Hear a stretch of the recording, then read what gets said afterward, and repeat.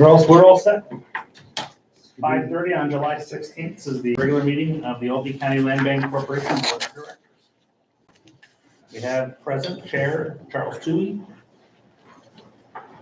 David Rowley, Sam Wells, Anita Neighbors, and Joe Stephen Greaves. Chairman, you have a quorum. Great, thank you. Everybody present here. The first item on our agenda is call to order, which we've done. Roll call we've done, number 2. And number 3, public comment. Do we have any public comment at the meeting? We have not received any. No received public comment. Okay, moving on to item 4, which is review and approval of prior minutes of the meeting, previous meeting of June 18th. You have it in your packet. Do I have a motion? Motion. Second? One of those two. Okay, I'll second. thank you. Any additions, corrections, or changes? One change under council. Yeah, You gotta add in a name there. yeah, that would be Michelle. Okay. Thank you. You caught that, but if you didn't, I was gonna catch it for you. Thank you, Sam. Okay, all those in favor of accepting the minutes as amended, signify by saying aye. Aye. Opposed? Abstained. Minutes accepted. Item 5, report of the executive director. Well, thank you. Give you a quick update, although some of this was in your packets there with the staff activity report. If you have any questions, I'm happy to take those right away. Otherwise, I will jump in. June is another busy month here.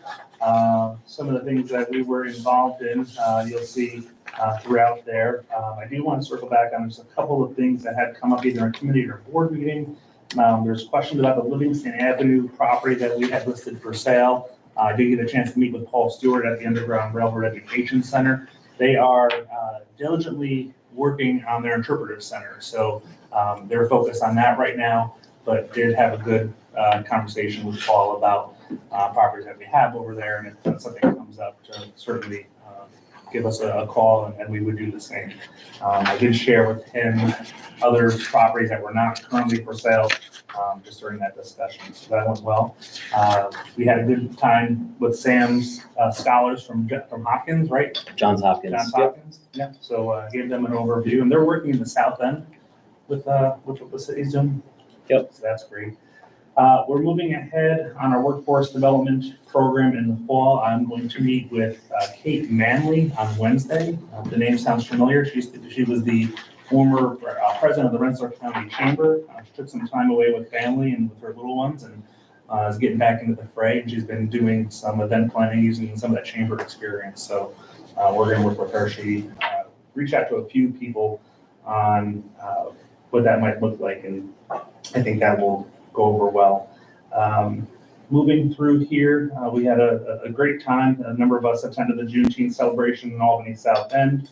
We did not get the clickers in time to count how many people stopped by the booth, but it was a pretty busy stream. I said we exhausted our list of our properties, but Will, Elisa, and Erica were all there throughout the day, so a very good time. And then operations-wise, Erica, I want to thank Erica because she joined me out for a difficult cleanup on Albany Street. We have a neighbor who encroaches on the property, and it's gotten pretty bad. So Erica and I went out there to get things started. It's a bit of a sensitive issue with the neighbors. We thought it was important that we were the ones out there to start doing some of that work.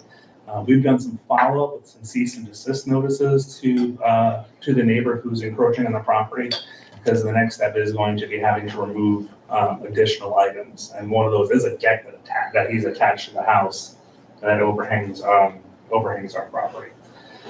And then on better news, 2 Fridays ago now, I think we raised the walls for 360 Sheridan Avenue with Seed and MLB. So I think that's moving along quite well. Charlie's able to attend. Is there anybody else there that I might have missed along the line?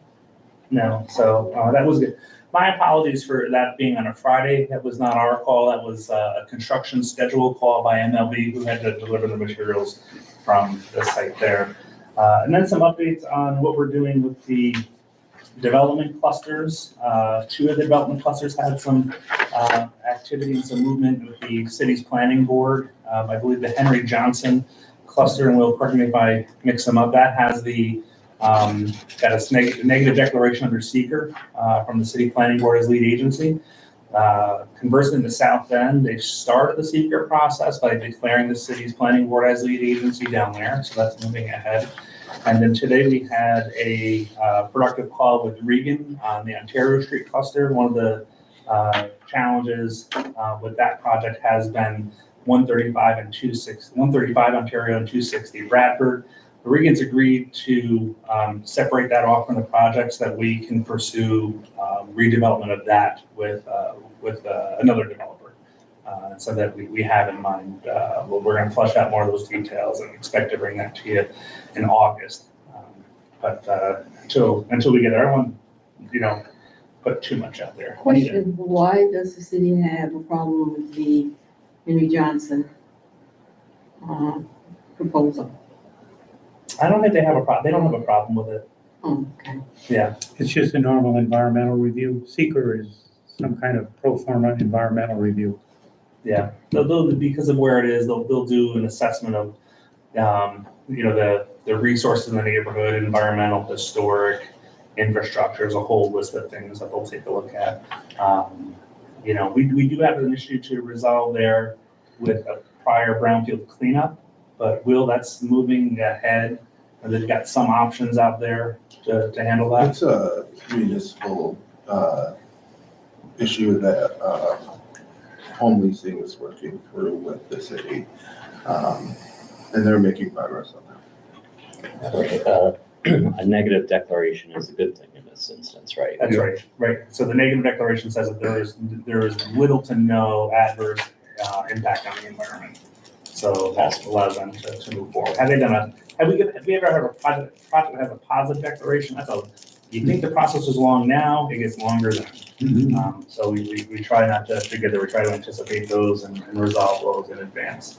And then on the other developing cluster, which is First and Second Street, we've been kicking around numbers with Fred and Will on how we put that together. We do need to talk more with the state about how we package some of that up. We have a sort of a target number we're trying to get to with funding from the state to get those housing prices down, so that way we can do an affordable housing project there. But that being the case, with the Land Bank Initiative 2 funding, the LBI 2 funding from Homes and Community Renewal, we have to really try to get that spent down a great deal this year. And so Will and I are moving ahead on a couple of rehabs. The two, we're doing 174 Broad, and the other one was 257 Second Street. okay. Yeah. So we are going to get into Second Street to do a rehab and anticipate doing some more home ownership building opportunities there. And the Broad Street one is a great step forward because that gets us some movement in the South End where we're still waiting for that cluster to move ahead. So we are trying to reinforce those larger investments with these smaller rehabs along the way. And then the other one, we're engaging Troy Architectural Program, TAP, for home in the Mansions neighborhood, getting a set of plans for 145 Grand Street to take that from a 2-family to a 1-family. That's a row of houses there. My secret hope is that when the Who's Afraid of a Cheap Old House team from Home HGTVs in the area, maybe they'll come in and cover that, but man can dream, can he? Is Just that so the board knows, 145 Grand Street in Albany or Troy? the big picture on our parcel, the one that we control, First and Second Street, was originally just single families. And I said, 2-family is the real starter home. That appraises better. I've built hundreds of them in Albany. It's a good for the tenant to have the landlord on the premises instead of just these affordable housing projects run by a corporation. Mm-hmm. So I asked the staff to look at this, and we ended up with 17 buildings, 27 units, which is really neat, And so now we're trying to figure out, the state says, oh, we will only give you money for single family houses. But then we said, well, don't you give money for rental, for rehab and rental? And Sue Cotner from Affordable Housing said, Charlie, they do, they give money. So now we're looking into layering the money. to say, give us the money for the home ownership, and for the rental unit, give us this money.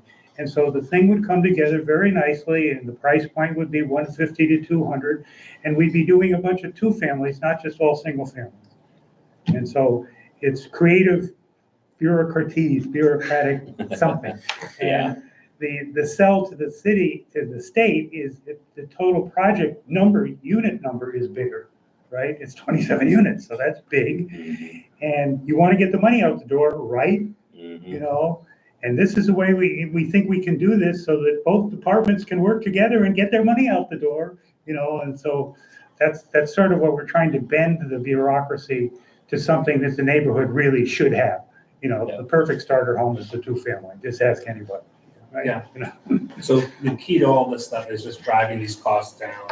Will and I went out to Sprakers. If you don't know where that is, that's Montgomery County, modular home builder out there, who's been awarded some money through the CrossMod project with the state to develop some modular housing options.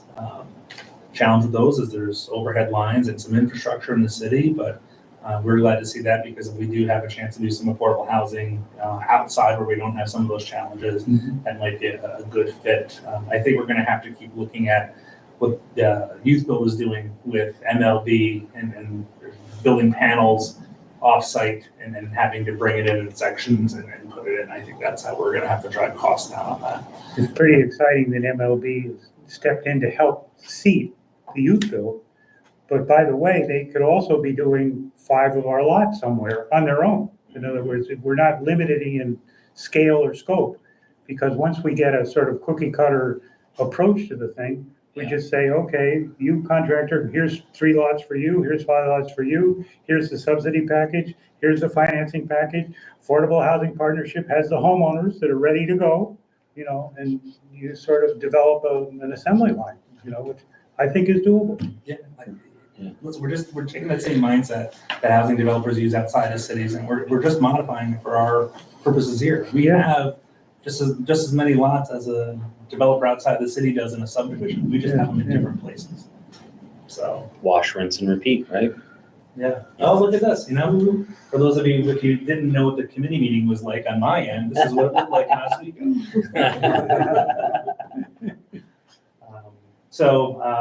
I'll wrap it up there. Okay. Although I can keep talking because I don't know if anybody wants to leave anytime soon. Not in that. I will say I'm going to reach out to Juanita, especially to those that are our community members that are on the board here, because with doing our recruitments, you know, we want to hire an administrative assistant. You know, Eric and I have talked, and you know, really, we'd like to get somebody in the community involved here, and not just on a volunteer committee. I'd love nothing more to identify a talented individual to join the team that is in the community. You have much better connections to the neighborhood than I do, so just be on the lookout. Just, you know, if the phone rings and rings, I might take it personally. But so that's all I've got for my report for you tonight. Thank you. Thank you, Sean. Okay, next item on the agenda is review and approval of financial statements. We don't have to have a motion on this, but I would say that, Sean, I guess you have the floor to just sort of give the high notes of the financials. Well, the good news, we have the money to keep the lights on. Even though we don't have a lot of the property inventory to help us out along the way, we do have $3.6 million on hand in our bank account. So we're in a good position from a liquidity standpoint. If you take a look at line 6, actually, in the balance sheet, you'll see that That's the first set of numbers. That's correct. Yeah, that'll be the first one, right? It's the simplest one. So go with that one. You'll see that we have about $2 million in unrestricted funds. Those are the monies that I'm targeting for investment into some T-bills right now, because we're getting above 5% on the sale of those. So what we're doing is taking about $250,000 every week or two, buying a T-bill at a discounted rate. So what happens when we buy a T-bill is that we say we want $250,000. That's how much they're going to send back to us. And then when they bid those at the discount, which is the 5+% that we get, is we don't take, they take less from us and then return us that full value. So that's doing well. To give you some comparative, we, I think, had about $500 in interest last year. And in about 6 weeks, we more than tripled our interest. So it's a couple minutes worth of work on a day. I get to do it while I'm eating lunch.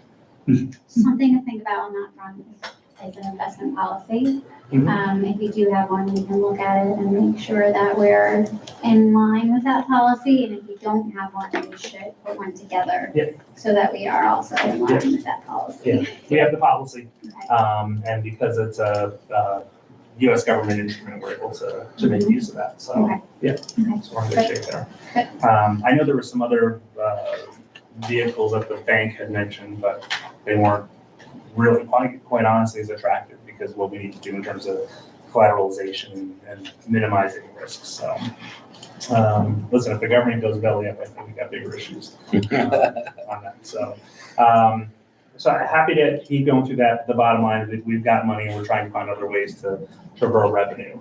If you want to move it ahead, we'll go to page 3. There's going to be a lot of financial sheets in here, but I'm going to focus in really on the profit and loss in the very beginning here.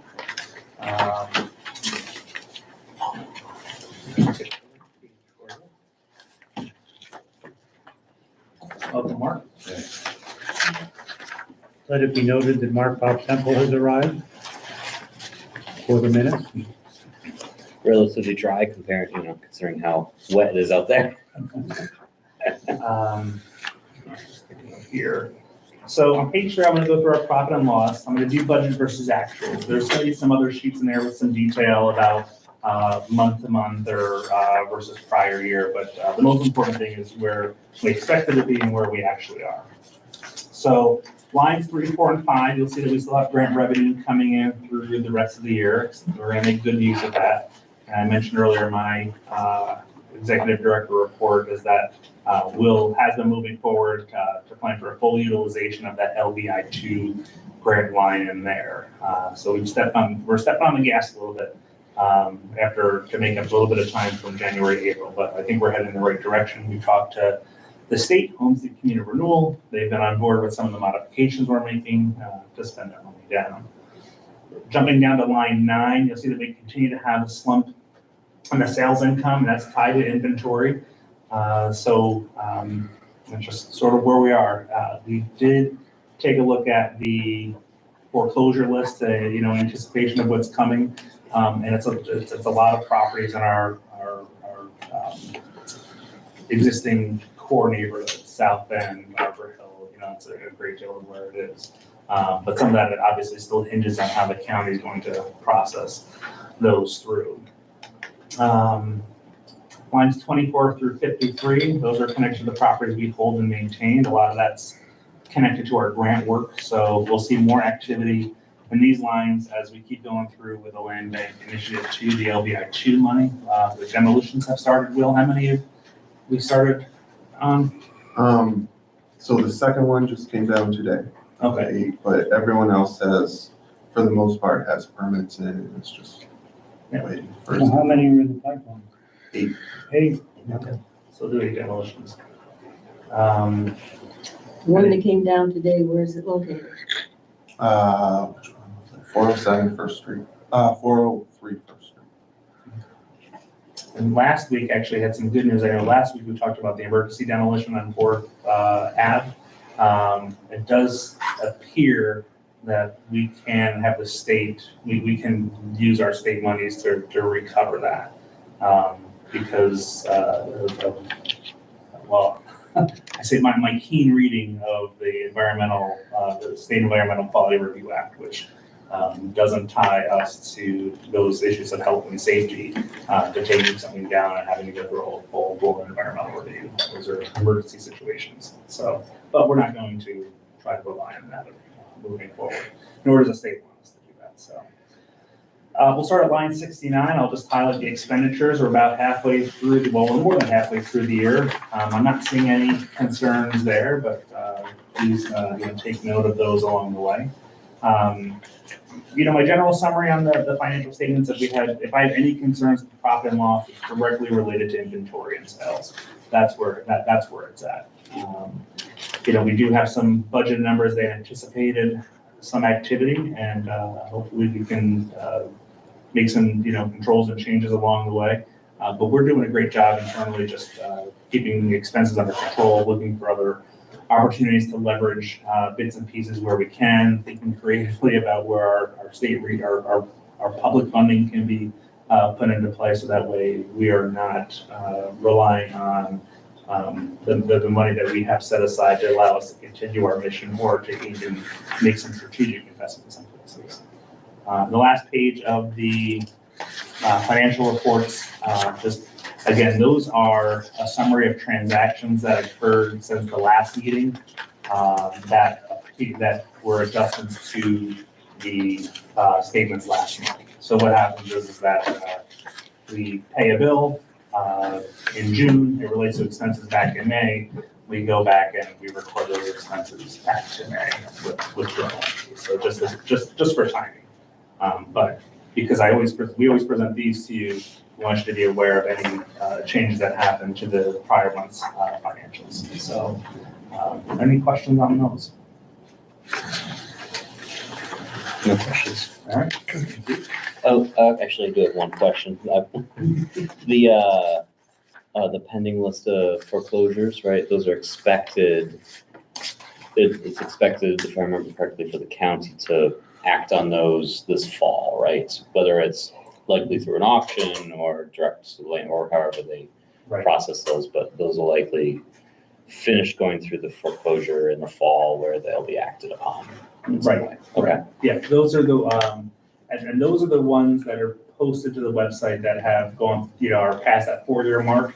Yeah. And because of COVID, we have ones that are even older than that. Mm-hmm. So we're paying attention to that. And, gives us a chance too. So when we're looking at our properties, our inventory, our lots, there's, so I'll give you, there are some where there's a foreclosure possibly pending next to one of our lots. That may influence a decision whether or not we sell something off now or we take a step back because we have an opportunity to pick up a couple of others along the way. Awesome. Thank you. How come we have minuses at 125? Let's see it on there. Oh, the net revenue? Mhm. That's because I have an operating loss right now because we don't have those property sales to fill that gap. So that net revenues means we'll use some of our fund balance to fill in those areas. But the goal is to continue to shrink that throughout the year. I think we took a look back at the April or May statements, that was a bigger number, and we've just continued to shrink that operating deficit. So the last attachment to our packet looks like a press release. Are you going to talk about that? Oh, sure, yeah, I can, sorry, I didn't cover that in my executive director report. We did just put some information out. We did a press release and a post to our website about the 3 properties, which were the first ones that we closed on to the Legacy City project that we're doing with Jaw Housing, with Jermaine White, 185 Second Street, 26 Beverly, and 382 First Street.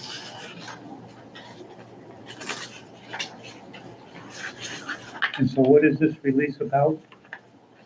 That we've sold those 3 houses have been sold to JAW Housing for the Legacy To City begin. project to. So we literally transfer them out to Yeah. him. Yeah.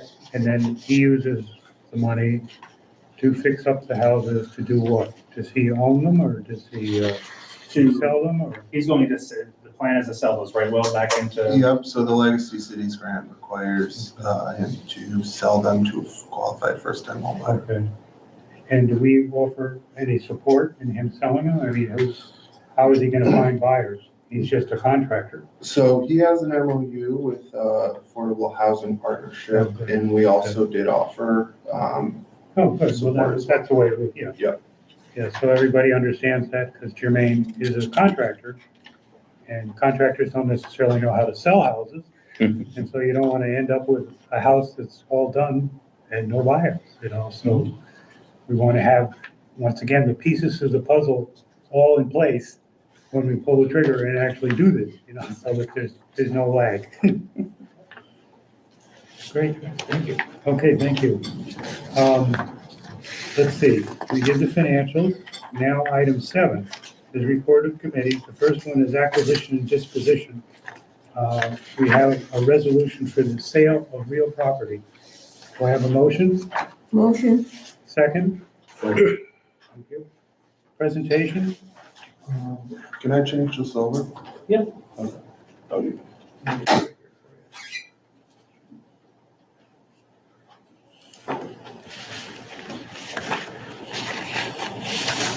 All right, so this month, the sales actually have two parts. One being our normal sales process with the recommendations from the acquisition and disposition committee, as well as a lottery for our 2 buildings that we fully rehabbed and are planning to sell to first-time homebuyers. These would be the first dispositions through our first-time homebuyer program, which we came up with as a result of these 2 buildings, finding qualified buyers to purchase them. The hope is that we continue getting applications for this program for future properties. But first we'll start with the regular sales. So first up, we got. This is your first one with the 3 properties. That's the first one we're working on. Yep. First one's 36 Beverly Avenue. We have a pretty high scope of work on this one, over 200,000. And this is in West Hill. This one sustained a fire on the 2nd story of the building.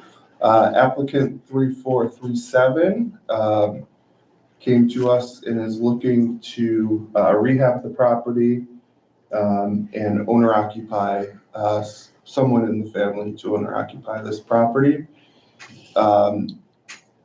The acquisition and disposition committee recommended to approve this applicant for sale to rehab this property. Next is 557 South Pearl Street on the south end. This is one of our lots for less properties. So anything in the lots for less program, the land bank sells for $100 and covers in the land bank covers closing costs. So at closing, the buyer comes in with $100 to purchase. And the requirements of this program is the applicant has to live within the neighborhood and have a plan and income qualify. So this applicant, 3435, plans to build a lemonade stand on this property. There was some discussion as the adjacent property is for sale, whether we wanted to reach out to that and combine them, but the acquisition and disposition committee felt like this would be a good opportunity to support a potential small business person that lives in the neighborhood. So the recommendation is to sell this to 3435. Then finally, 1336 7th Avenue in the city of Waterville. This is a vacant, large vacant lot in between 2 residential buildings. We originally had applications from both adjacent neighbors, but the idea here was that applicant 3440 is planning to, with a grant that they received, to build new home ownership in line with workforce development goals. And so the acquisition and disposition committee wanted to support new home ownership for this property, and they recommended 3440. So we have workforce programs in Waterville that we're partnering with? Not particularly. The city got this grant to kind of start to develop those sorts of partnerships. It looks like the city itself is putting their toe in the water for home ownership. Rather than, in the past, we would just, the adjoiners would make it grass and boom. But our focus is on homeowners and rebuilding home ownership. And happily, the city of Waterville agrees, because they're the ones that are leading the charge for this particular lot. So pretty amazing. Yeah, the city has a hometown benefactor that wants to support some more housing development in the city. And in fact, there's, I think, mention about connection with Habitat. So I did talk to Christine at Habitat. Looking forward to the city and Habitat connecting there, because that part of Habitat's goals is also to, work a little bit more outside the city proper itself and in other parts of the county. Basically, the city of Waterville is putting its toe in the water, kind of like what we're doing on Second Street, where they say, we want home ownership in this city, and we're going to take a piece of land from the land bank, and we're going to make it happen. As opposed in the past, you just sell it to the adjoiner for $500 and nothing happens, we don't increase home ownership. So the fact that the city itself wants to do this is really great.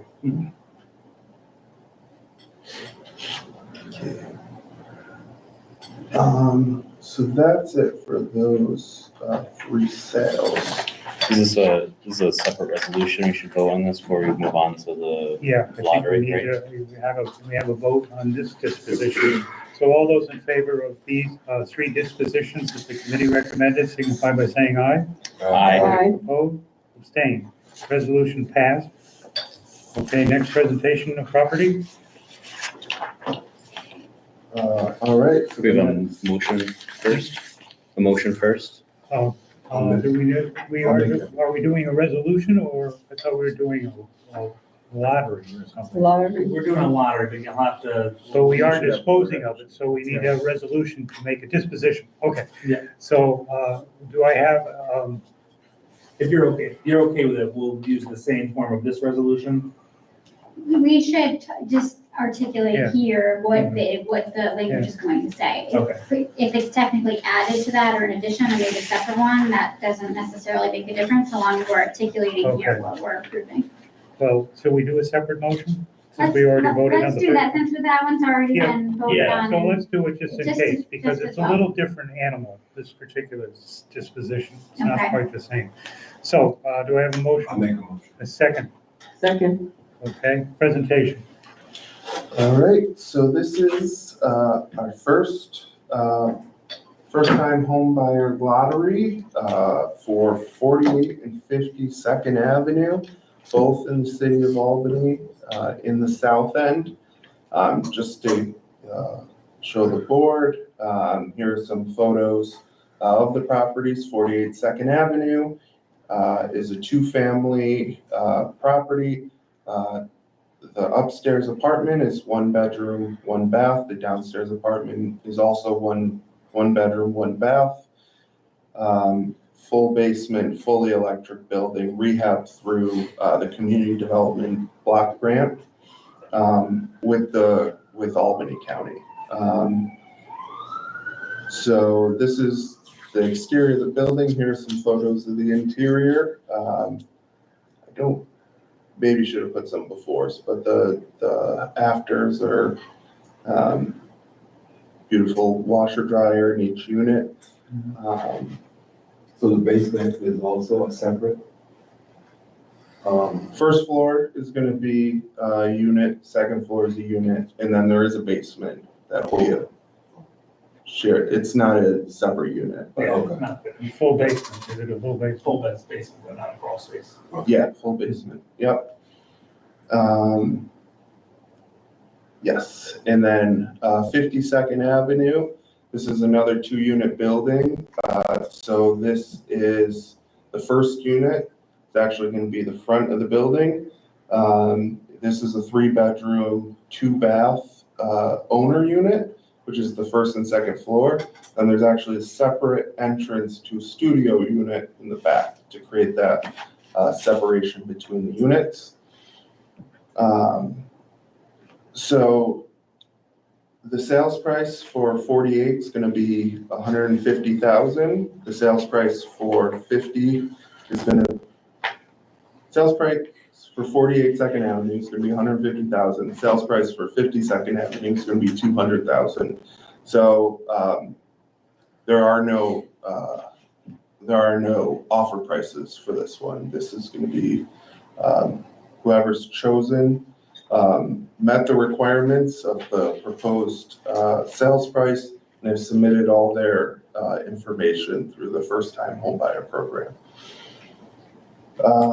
So I will go to the lottery. Quick question before we start. That I Yep. see we have applicant 3438 and 3439. Same applicant on both properties. If they win on the, one of the properties, are they eligible for the other one, or how are we? Yes, so, they will only be eligible to purchase one property because it's a first-time homebuyer program, but they will be able to choose. We will rank all of these, especially since, the number of applicants, we have 2 for 48 and 3 for 50. So we'll rank them, or we'll choose, like, who The gets order, first, who yeah. gets second, who gets third. Got it. So we'll just go down the list if someone gets picked for both. Okay. Let's see.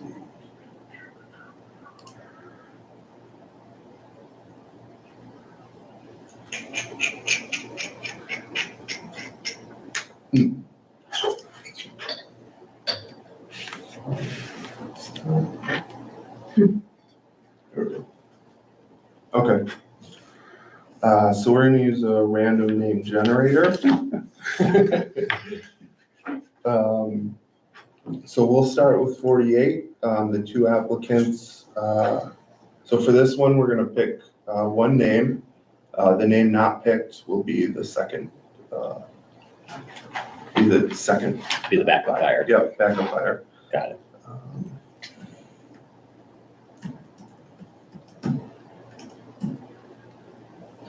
First applicant is Rafiqul Islam. Second applicant is Sophia Smalls. I was hoping for the Price is Right big wheel, but the Strong Museum in Rochester has it, so we have. Okay, I see a Jaquel Chandler on. That's gonna be 50, so we're starting with 48 Second Avenue. First one. All right. I have a question. Yep, I know Jaquel Chandler, so do I need to not have nothing to say? so it's a lottery, so it'll be random on who's chosen. Okay. Yeah, it won't be up to us. And you're not related to him. So the selected name was Sophia Smalls for 48 Second. That means the backup buyer will be Rafiqul Islam. Let me just go back in. What does the building look like? That's the 48 is that, if you remember the 2, there was one that's yellowish on the left and then the brick one on the right. This was, the 48 was the yellow one on the left. Yeah. I can have Will put those. 50 is the one with the storefront. That's right, yeah, the corner. Yeah, we'll go back to the photos after this. So this one, we have Jaquel Chandler. And again, Rafiqul Islam. And third is gonna be Sophia Smalls. So this one, I am gonna pick 2 names. Top name is gonna be the selected buyer. Second one's gonna be the backup buyer, and then the one not there is gonna be, the second backup. Okay, so top name's gonna be, Jaquel Chandler. Backup's gonna be Sophia Smalls. And then, second backup's going to be Rafiqul Islam. And so that's how it happened. That's it. I feel sorry for the the odd person out. So what we always do with the land bank is just because you didn't get this house, you've been vetted, we want you to get a house, we're gonna go to Plan B. In other words, Yes, so once they're accepted into the home buyer, first-time home buyer program, there may be some updating of information, but they are eligible for future lotteries. They just need don't give up hope. Right, as we do those rehabs that we're planning on, we will, if one of these folks was not. Yeah, the Legacy City, they automatically, because they've been vetted, so hey, We already have somebody who's. I got good news and bad news. Bad news is you didn't make the lottery, but there are 3 other possibilities that are immediately on the table. Correct. All right, so just to go back to some of the photos, this is 48 second.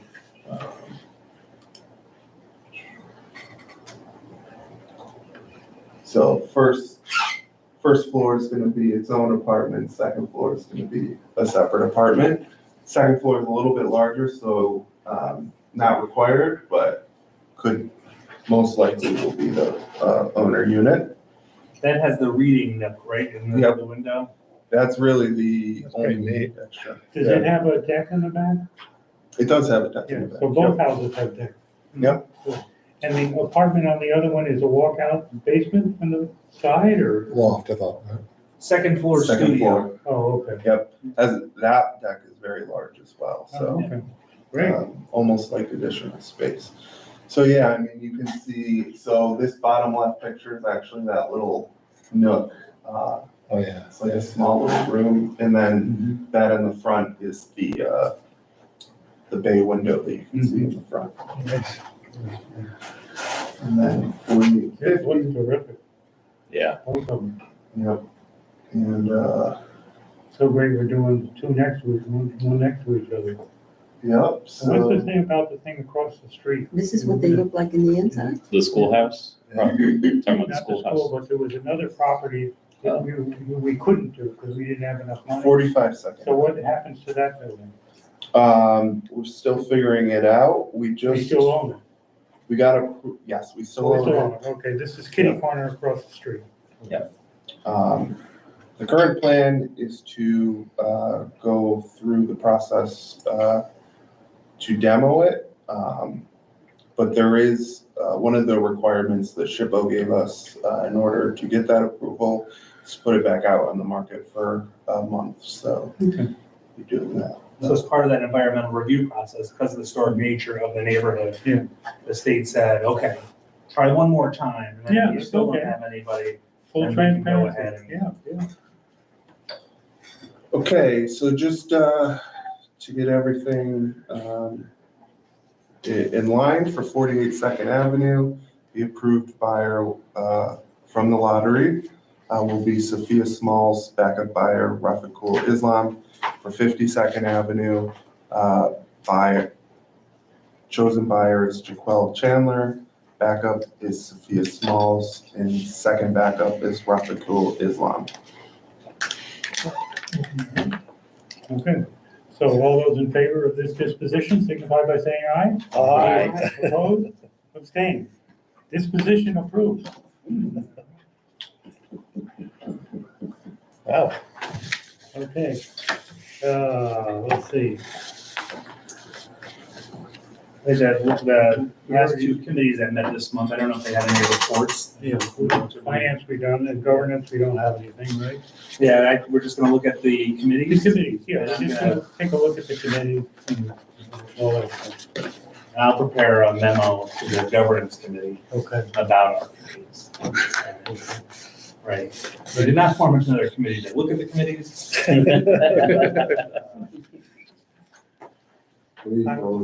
I was talking to Kevin O'Connor before the meeting, and he is, he wears many hats, and he has one board that's 15 members.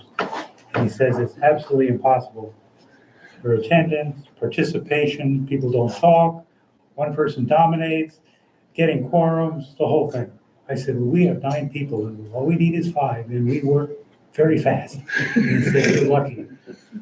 So I thank all the board members for being here. And And the sun is out. Oh, great. Right as Charlie's Right saying that, place. yeah. Okay, for all of this. that's life. Sometimes we go through the storm. There you go. And if we can make it through the storm, the sun will shine after the storm. So you don't Fantastic. give up when you go through the storm. And that's the way to end the meeting. Thank you so much. Motion to adjourn. So moved. Okay, we're out of here. Thank you. Thank you, Nita. Aye.